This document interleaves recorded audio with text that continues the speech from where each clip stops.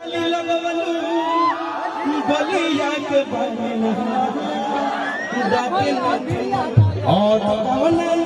जिला के जिले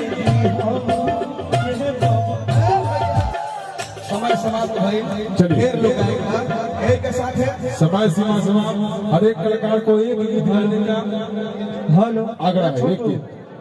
छोटू जी टूना कहाँ मिलन हो? विकास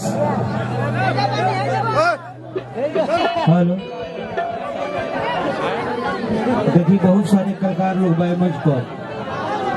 विकास जी आप सब हाला करब देखी हमहू गाई दू चार जना गाली तो हम सुनाई करेंगे।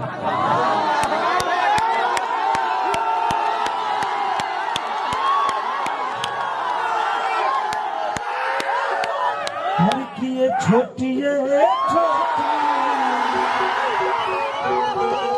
हर हर चोटी से चोटी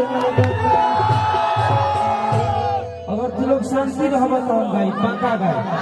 एक बाद हम चाहब हमारे भाई भोजपुरी के स्टार ब्रजेश सिंह चंदन यादव, टुनटुन यादव, जेपी तिवारी, शेषदास यादव, रंजीत सिंह जेपी तिवारी बादल बवाली भी आए और भोजपुरी के मेगा स्टार बादल बवाली जी, तो भानीलाल भैया, मोनू अलबेला जी, चाप के ब्रजेश जी आप आइए।